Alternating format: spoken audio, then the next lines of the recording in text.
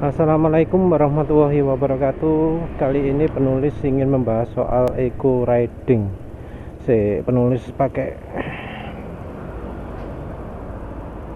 riset dulu ya.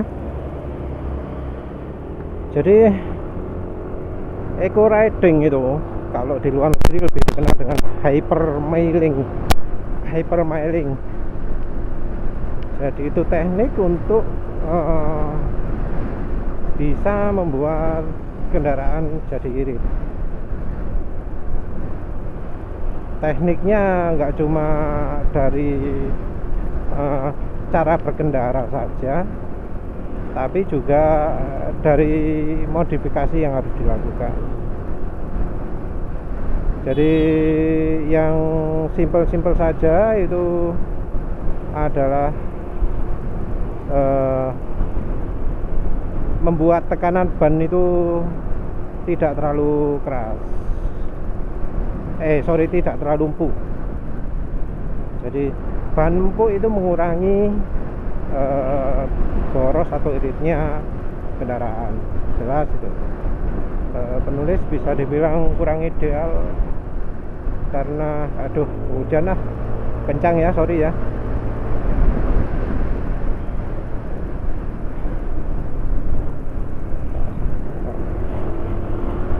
Kurang ideal karena ukuran ban penulis ini penulis setel empuk ya.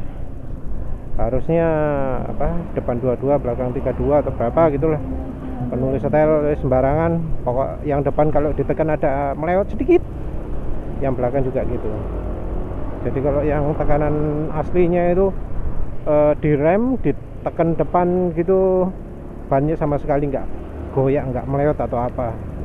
Terus yang ban belakang juga begitu, ditekan gitu nggak berubah atau apa. Terus selain dari ban, ada juga dari sisi aerodinamika. Nah kalau dari sisi aerodinamika itu penulis pakai cara seperti yang penulis jelaskan sebelumnya, yaitu kaki itu rapat di tengah, lutut ada di tengah, bodi rapat, nggak keluar dari bodinya motor kalau dilihat dari depan atau belakang. Terus bodi sih kalau mau aerodinamis ya minim tangan itu pegangan ke belakang. Jadi tangan pegangan di belakang gini terus gasok gitu aerodinamis. Tapi ya namanya berkendara yang baik kan ya kedua tangan harus di setang, terus jari ada di tuas rem ready ya. Jadi kalau ngerem mau neken tuas rem gampang, nggak cari-cari lagi itulah. Terus apalagi ya, aerodinamika. Oh ya, kalau yang umum itu misalnya beban dikurangi, jadi jangan bawa beban berat-berat. Nah, atau kalau kata lainnya disuruh diet, nggak boleh berat-berat, berat badan dikurangi. Ya entah tapi berapa efeknya, mungkin lebih besar kalau memperbaiki dari sisi aerodinamika daripada kalau dari sisi berat badan ya. Terus apalagi, kalau untuk penulis sih ya pakai alat penambah tenaga juga ya. Alat penambah tenaga yang cocok dipakai itu terutama yang bisa membuat RPM rendah, tarikannya enak. Macam-macam ya, silahkan pilih-pilih sendiri. Ada yang pakai pemutar udara gitu. Kalau beli ada merek apa sebenarnya banyak ya. Kalau ingin muter udara dalam mending buat sendiri ya, siklon udara ya wis, ada kayak gitu. Dari pabrikan pun sudah ada yang buat udara pemutar udara juga. Teknik Suzuki Address 125 versi Cina itu pakai teknologi squish, udara masuk diputer. Entah itu diterapkan di motor Suzuki Indonesia atau enggak.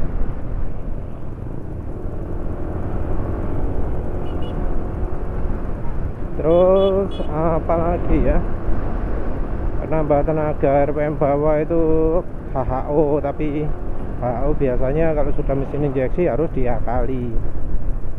Apalagi ya, pakai magnet. Tentu aja magnetnya bukan yang mini yang ukuran telunjuk, tapi yang ukurannya gede, minim segegam tangan. Nah itu baru mantap itu, magnetnya magnet subwoofer. Itu mantap, itu jamin pasti top. Penulis sendiri juga pernah apa, kalau motor karbu ya pakai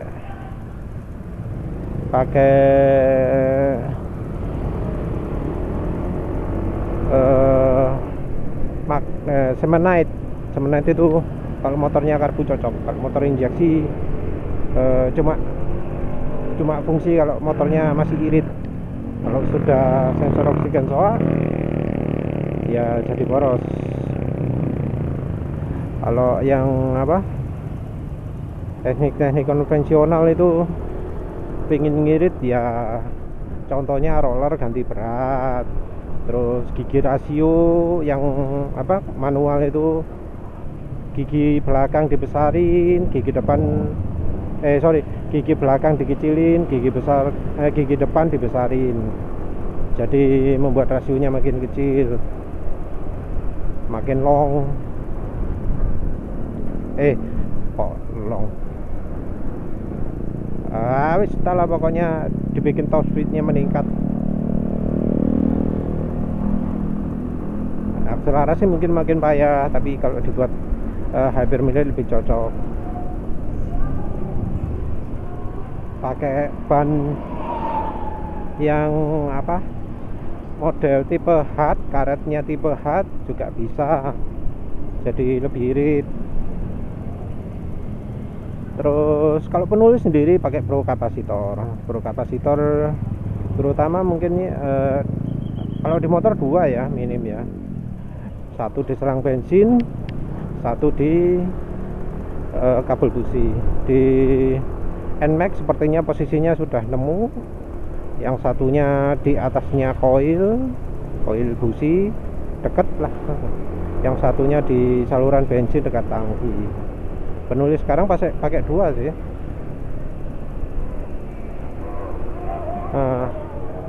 Selain itu juga ada dari teknik berkendara. Kalau teknik berkendara untuk awalan itu sulit. Karena ya namanya beda motor itu beda perilakunya. Ini kayak contohnya NMAX ini, RPM rendah ini tarikannya wes enak loh ya. Contoh ya, buka dikit, ini sudah ada narik loh, sudah narik. Nah, ya sulit lah diajak ngirit itu, soalnya dari bawah itu tarikan sudah nyentak, wush gitu. Jadi sepertinya nggak ada otomatis kan, kalau apa ECU nya rada pinteran gitu, bereaksi juga sama kecepatan putaran gas. Jadi di gas pelan-pelan itu beda dengan di gas ngeget langsung, di gas puter banyak langsung. Jadi ini Yamaha ini bukan motor yang tipe irit, bukan apa, bukan motor yang tipenya cocoknya untuk irit. Coba aja lihat, putar segini itu aja sudah banyak loh, hampir gak beda jauh dengan putar ini sedikit gini loh, sudah. Coba bandingkan ini, sedikit bedanya. Jadi diputar sedikit, putar banyak, itu kalau motor Yamaha sudah maksimal lah istilahnya. Beda dengan motor Honda. Kalau motor Honda itu digas sedikit nggak narik, nggak ada tenaganya, jadi putar sedikit gitu ya wis lemah. Mungkin itu alasannya mengapa kok PCX bisa lebih irit. Kalau jalur apa, jalur yang banyak sepinya mungkin kayak apa, dari Mojokerto Surabaya itu bisa sampai PCX itu bisa sampai 1:60 katanya ya, kata teman penulis. Kalau penulis sendiri nggak pernah jalur lewat jalur situ. Di jalurnya penulis sendiri paling maksimal 1:50, pakai bensin premium loh ya.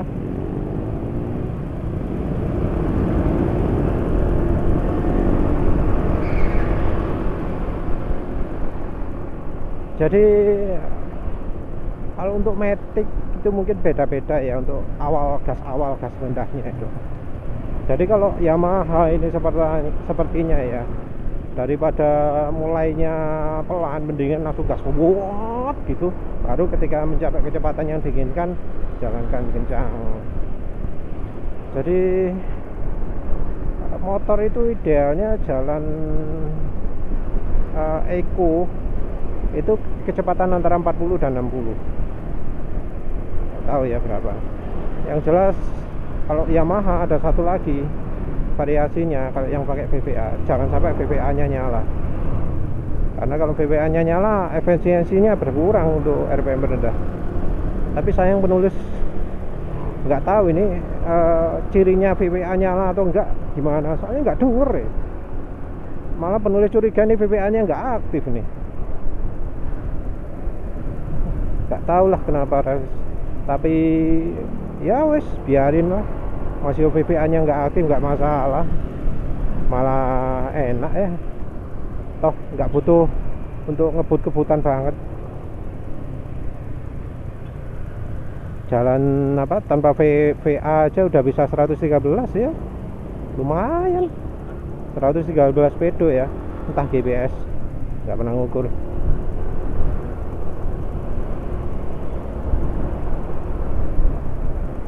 Jadi itu ya, untuk gas tinggal sesuaikan dengan motor. Kalau motor Honda boleh lah mulai dari awalnya itu pelan, jadi ngegasnya pelan-pelan waktu kecepatan rendah misalnya gini. Kalau Yamaha wis langsung aja tarik terus ketemu kecepatan target berapa enak-enaknya ya. Wis anggap 55 ya, penulis riset nanti tengah jalan. Kalau sudah jalannya agak sepi yang memungkinkan jalan 55 km per jam tanpa dihalangi. Ini penulis pakai average ya, bukan pakai instant mileage. Kalau yang instant mileage angkanya tinggi-tinggi. Di rem gini itu kan ada garis bar yang kanan, itu kan menunjukkan apa, mileage juga tapi pakai bar. Kalau di rem gini kan 99 angkanya, mentok sampai atas. Kalau apa, di Vario juga ada sih sama, pakai bar juga, angkanya cuma kecil banget, amit-amit nggak bisa kebaca ya. Bukan untuk mata tua ya. Nah ini coba penulis riset ini angkanya 42. Ngirit itu riset. Nah, dapat berapa? Nah, untuk ngirit itu gas ya, gasnya angka berapa gitu ya. Terus gasnya diturunkan dikit-dikit, tapi jangan sampai kecepatannya turun. Nah, itu bisa dapat angka 51,4. 58 malah gede ini mah. 60. Wis nggak mungkin 64 ya, wis biarin. Anggap aja berapa ya, 55 lah, nggak mungkin sampai 60 itu.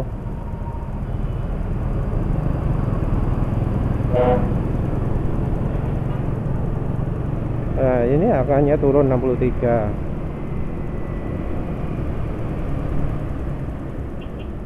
Jadi kalau ngegasnya itu ya, habis turun gini misalnya ya,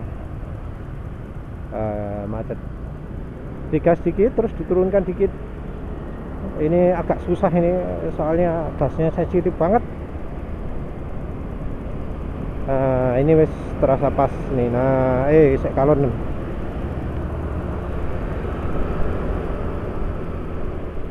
Jadi habis digas diturunkan gasnya. Ini 60.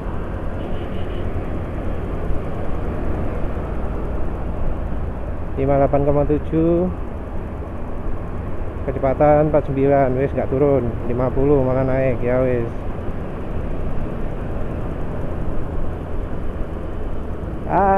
Susah ya cari eco riding di sini ini. Eco riding itu bisa juga loh dilakukan dengan saat ngikutin kendaraan lain. Kan slipstreaming itu sangat menghemat bahan bakar. Ini jadi 59,7 lagi. Jadi tipsnya eco riding di NMAX ini atau di motor lain itu digas terus diturunkan dikit banget. Susah ya. Ini gasnya sensitif banget penulis. Coba lihat gerakannya cuma gini tok loh. Pakai cuma 1/8 lah kira-kira. Gas.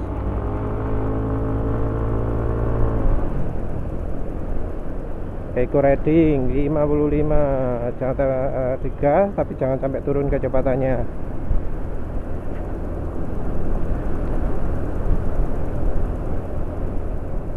Nah, wis sekarang turun jadi 54,7 km per liter. Coba lihat nanti bisa sampai ke sana enggak ya?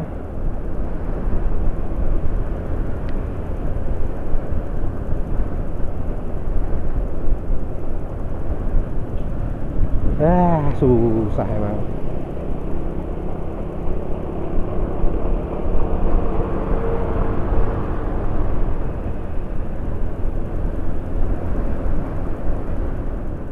Wis hancur lah wis. Susah emang. Kalau mau irit ya itu digas, turunkan dikit sampai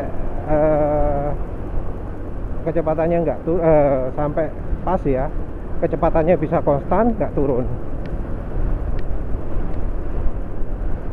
Ini sekarang sama lawan angin nggak terlalu lambat. Enggak wis. Kalau pingin ngirit ya ngikutin belakang truk tadi itu pasti bisa juga, tapi dengan tetap mengusahakan ngatur gas ini. Jadi digas dikit terus dikurangi dikit sampai kecepatannya bisa konstan, nggak turun tapi ya. Ini saya tambah naik ya. Susah.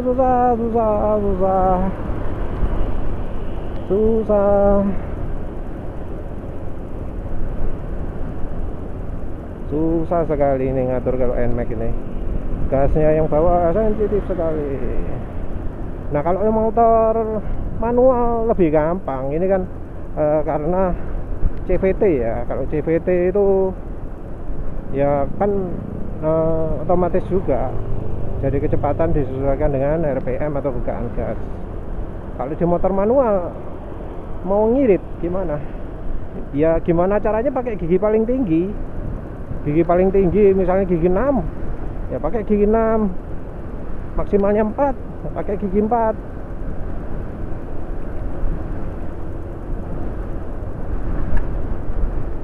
Aduh susah. Jalannya juga nggak mulus. Mau ngirit gimana kalau jalannya nggak mulus?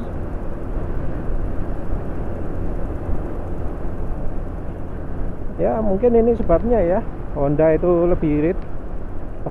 Jadi di RPM bawah itu tenaga bukan di RPM bawah, di gas yang kecil itu nggak ada tenaganya sama sekali, lemah sekali. Jadi karena itu ngatur irit di motor Honda lebih mudah.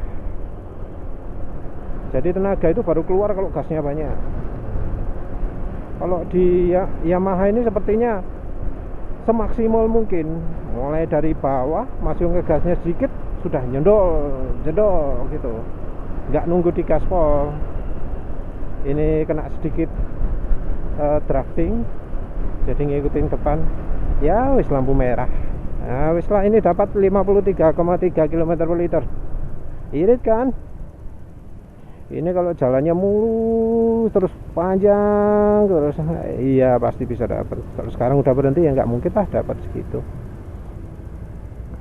Itu dari tekniknya ya. Kalau di motor matic kayak gini, kalau di motor manual gasnya itu hampir sama lah, pokoknya pakai gigi tertinggi tapi torsi masih ada, tenaga masih ada.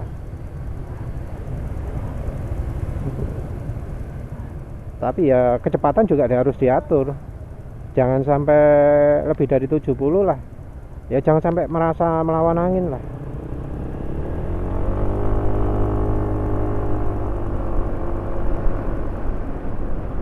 Ini lihat loh, penulis cuma gas dikit toh, cuma seperti seperempat ya, seperempat seperlima.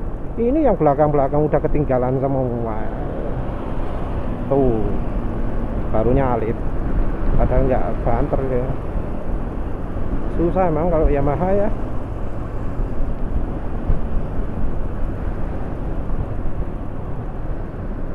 Jadi yang penulis tunjukkan tadi itu 53 km per liter itu angka kalau misalnya bisa dapat mulus terus mulus terus nggak ada halangan, nggak ada lampu merah, jalan datar, bisa dapat segitu. Kalau harus berhenti gini ya, penulis paling baik dapatnya ya 50. Ini kalau motor NMAX yang lain mungkin bisa dapat lebih bagus ya, soalnya ini kan wajar aja lah. Ini bensinnya premium, 50% premium ya, premium oktan 88. Terus yang sisanya Pertamax. Ini udah agak lama sih, sudah 3 kali 10.000, terus terakhir 25.000. Ya lebih dari 50% lah premium. Terus penulis juga pakai pro kapasitor. Rasanya sih nambah tenaga tapi dikit banget. Yang lebih banyak efeknya mungkin meningkatkan oktan, karena ini banyak premiumnya tapi di RPM rendah enak, di RPM tinggi enak, masih nonjok lah. Ini tarikan di RPM atas juga rasanya lebih enak daripada waktu pakai Pertamax. Kan premium itu kandungan energinya lebih banyak dari Pertamax. Cuma motor sering tenaganya nggak enak kalau pakai premium, karena untuk motor tersebut oktannya butuh tinggi. NMAX ini sepertinya masih cukup ramah untuk pemakaian premium. Soalnya ada yang ngomong 100% premium no problem. Penulis sendiri ya merasakan no problem. Tadi pagi juga jalan di atas 100 masih enak tuh, nggak ada gejala tenaganya kurang. Kalau bensinnya nggak cocok ya di bawahnya di RPM gini nih nyendal, jadi busi nyala mati, ada tersendak-sendak gitu, mesin getar. Terus kalau di RPM tingginya tenaga kurang, terus bunyi.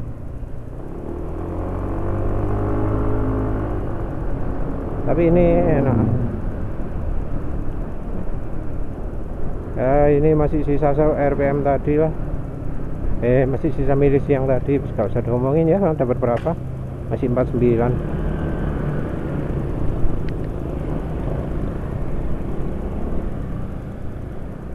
Terus ya itu satu. Terus ban penulis juga pakai tekanannya dikurangi, anginnya pingin cari empuk, jadi kurangnya segimana penulis nggak ngukur, nggak punya meterannya. Yang jelas kalau ditekan kelihatan berubah bentuk dikit gitu. Jadi masih bisa dideteksi perubahan bentuk ketika dibebani. Ya penulis nggak berani banyak-banyak soalnya ini motor dipakai cukup kencang sih ya, jalan di atas 100. Terus apa lagi? Handicap, oh ya penulis duduk tegak, pakai baju yang nggak terlalu aerodinamis, ada kamera juga, lutut tapi rapat. Terus apa lagi ya? Udah itulah. Kalau motor karbu itu enak ya, bisa diatur bahan bakarnya, iritnya. Kalau persamaannya, kalau motor injeksi itu pakai open looper. Open looper itu langsung kasih informasi ke ECU, keirit, terlalu boros. Terus sama ECU pun akhirnya diiritkan.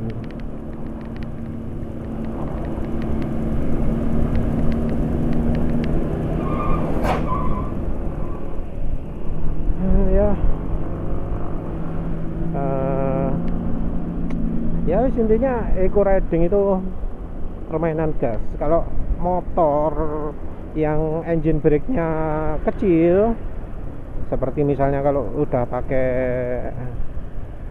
bearing seater, pakai roller yang di atasnya PRCVT,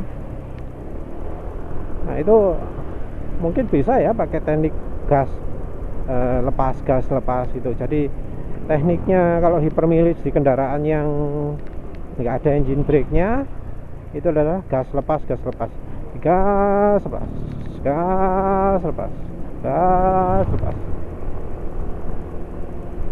Nggak tahu sih kalau di motor bisa fungsi atau enggak, karena di motor manual itu engine brake-nya besar, di motor matic pun engine brake masih ada walau nggak terlalu besar. Kalau yang dipakai bearing seater atau pakai ganjal, pakai apa namanya, pakai ring tambahan di CVT, bagian depan CVT, nggak pernah nyoba penulis bearing bisa dapat berapa itu. Katanya bisa lebih ini, tapi ya penulisnya sudah cukup puas ya, dapat 50 km per liter dalam kondisi enggak mulus, kondisi jalan real kalau melakukan eco riding. Terus apa lagi tekniknya ya?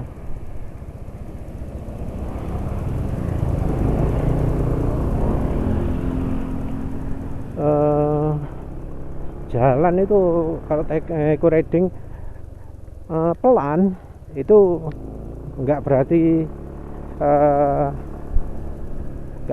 irit ya, kayaknya kalau mau eco riding itu kita harus mengendarai di puncak torsi ya. Jadi ada yang torsinya 5000, kita pakai di 5000, tapi itu di gigi tertinggi. Nah kita harus cari di, kalau misalnya transmisinya cuma satu, kita harus cari sweet spotnya lah antara torsi tertinggi ini dengan hambatan angin, dengan pokoknya jangan sampai terlalu pelan. Kalau pelan malah nggak bagus. Tadi penulis kan pakai contoh kecepatan 55, itu kalau pakai 40 bisa jadi malah lebih turun angkanya, nggak sampai dapat berapa tadi, 53 km per liter. Ya semoga berguna. Terima kasih sudah nonton. Assalamualaikum warahmatullahi wabarakatuh.